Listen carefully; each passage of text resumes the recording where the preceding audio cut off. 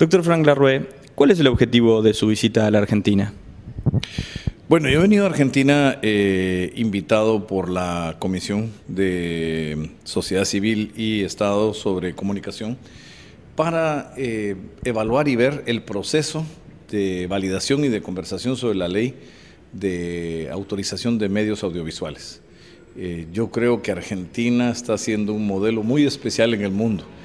Yo le decía a un amigo que los relatores y las relatoras nos toca evaluar normalmente lugares críticos en derechos humanos, criticar a los gobiernos, a los estados, instituciones de estado, hacer recomendaciones. Pero también parte de nuestra función, que normalmente se olvida, es evaluar los ejemplos positivos y generar una forma de compartir las mejores prácticas. Y yo realmente he venido a Argentina con mucha alegría porque creo que Argentina está sentando un precedente en esta nueva ley de audiovisuales y yo sí creo que sirve de ejemplo no solo para el continente latinoamericano, sino para el mundo entero. Y en ese sentido, ¿qué nos podría expresar acerca del panorama mundial, acerca de la libertad de expresión? Mira, yo creo que América Latina también en el mundo, si uno ve las sentencias de la Corte Interamericana de Derechos Humanos, es lo más avanzado que hay en doctrina, incluso mucho más avanzada que la Corte Europea de Derechos Humanos. Sin embargo, también creo que el mundo está padeciendo del fenómeno de los fundamentalismos religiosos.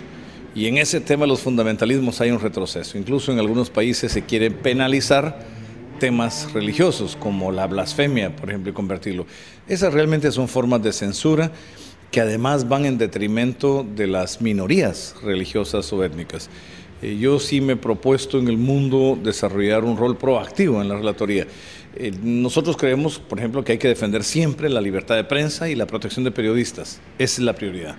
Pero además, libertad de expresión es mucho más allá y yo pretendo analizar todos aquellos sectores que han sido excluidos de la expresión. Por ejemplo, en América Latina, pueblos indígenas y libertad de expresión. Estamos pensando hacer con la presidenta Bachelet en Chile un evento sobre mujer, acceso a la información y libertad de expresión. O estamos planeando con el Comité de Derechos del Niño hacer un evento sobre niñez y libertad de expresión, porque la libertad de opinión y expresión se desarrolla desde la niñez y es una forma de combatir la violencia contra la niñez y la violencia intrafamiliar. Cada vez que una niña, un niño aprenda a pensar por su cuenta y a expresarse, especialmente con libertad, vamos a democratizar el mundo. Pensando en América Latina, tenemos el ejemplo reciente de los acontecimientos que se están dando en Honduras con el derrocamiento de un gobierno constitucional.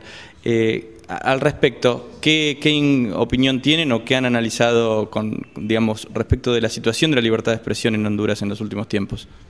Bueno, yo puedo decir públicamente que yo emití un comunicado personal, pero además se emitió un comunicado de 4 relatorías de Naciones Unidas, la de Defensores de Derechos Humanos, la de Independencia de Jueces y Abogados, la de Ejecuciones Sumarias y la Relatoría de Libertad de Expresión. ¿Por qué? Porque nosotros creemos, yo personalmente siendo guatemalteco y siendo un país vecino de Honduras, digo que el precedente del golpe de Estado en Honduras es un retroceso histórico de 20 años en América Latina. Yo sé que es controversial algunas de las medidas que el presidente Zelaya quería tomar, pero habían mecanismos legales para poner eso en disputa. El recurrir y que las élites económicas de Honduras recurran a movilizar a los militares es efectivamente la forma equivocada. Porque además, aunque nadie lo crea, cae la tentación de todas las élites del continente y de las Fuerzas Armadas de pensar que la Constitución depende de los ejércitos. No es cierto.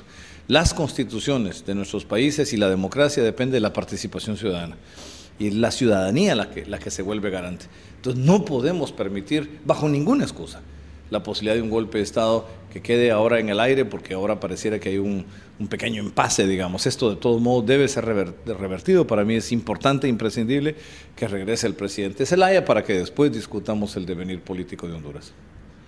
Para tomar un ejemplo, en Estados Unidos existen limitaciones a la propiedad de los medios de comunicación para garantizar la libertad de expresión. En ese sentido, ¿cuál debería ser el rol de los estados para garantizar esa libertad de expresión? Bueno, es interesante ahora que mencionas el ejemplo de Estados Unidos. Estados Unidos no admite, según la enmienda número 1 de la Constitución, ninguna limitación a la libertad de expresión. Ellos lo llevan al extremo que ningún otro país en el mundo lo lleva. Por ejemplo, a que el Ku Klux Klan exista y se manifieste en forma racista, cuando el Pacto de Derechos Civiles y Políticos, en su artículo 20, efectivamente prohíbe las manifestaciones de racismo que inciten a la violencia racial. Lo que Estados Unidos sí tiene, y este también es un ejemplo para otras partes, es el combate a los monopolios. Y esa es parte de sus leyes económicas. Y en el combate a los monopolios incluye los monopolios de los medios de comunicación. O sea, ningún monopolio debe existir, y especialmente los monopolios en medios de comunicación, porque eso inhibe y rompe la competencia, la libre competencia de mercado. Además del combate a los monopolios, como en el caso de Estados Unidos, ¿qué otros factores de riesgo usted puede identificar que puedan tener en los países y que afecte a la libertad de expresión? Mira, yo identifico dos riesgos. Por un lado, los sectores excluidos. Como hemos dicho, pueblos indígenas, libertad de expresión, niñez, libertad de expresión, organizaciones de mujeres y la participación de la mujer y libertad de expresión, pueblos africanos o afrodescendientes, y estoy trabajando con la relatora Sepúlveda de Extrema Pobreza el tema de pobreza y acceso a la comunicación, ya ni siquiera a la información, sino a la comunicación como parte del derecho al desarrollo. Pero por otro lado está el tema de los monopolios. Hay una tendencia monopólica en el mundo y la libertad de expresión siempre va vinculada al pluralismo. Porque realmente la relatoría es libertad de opinión y expresión. Y para que un pueblo pueda desarrollar su opinión propia, tiene que tener acceso a todas las tendencias y todas las visiones filosóficas. Entonces, lo importante en la libertad de expresión es mantener el pluralismo y no permitir que ningún interés económico o político hegemonice en los medios. En su visita a la Argentina, sabemos que tiene una agenda nutrida y que tiene reuniones con varias organizaciones. ¿Nos podría comentar alguna de ellas? Bueno, ahorita tengo una reunión con la sociedad civil y todo quien. Yo estoy muy impresionado con que esta ley que se va a presentar por la presidenta al Congreso sobre materiales audiovisuales y difusión audiovisual fue consultada a nivel nacional. Yo creo que Argentina está sentando un precedente muy importante, no solo en el contenido de la ley, porque el proyecto original que yo vi es lo más avanzado que hay en el mundo en leyes de telecomunicaciones, sino además en el procedimiento que se siguió, el proceso de consulta a nivel popular. Me parece que esta es una ley realmente consultada con su pueblo. Yo no tengo ningún problema en decir que yo he venido a felicitar a la presidenta Kirchner, tanto como por la iniciativa de ley, como por la posibilidad de consultarla con su pueblo. Creo que está sentando un precedente muy positivo en el mundo, en América Latina, no digamos, en el mundo, y que espero que sea seguido. Y en segundo lugar, vengo a verme con el canciller Tayana, que es un viejo amigo, activista de derechos humanos, con el que hemos compartido, con el que estamos planeando, con Madres de la Plaza de Mayo y otras organizaciones de derechos humanos, la posibilidad de hacer en Argentina, en noviembre, un evento que para mí, como guatemalteco, que también tiene el número más grande de desaparecidos de América, un tema muy importante, y es el acceso a la información como derecho a la verdad de las víctimas, la recuperación de la memoria histórica, la preservación de los archivos y la posibilidad de desarrollar esto como un derecho humano.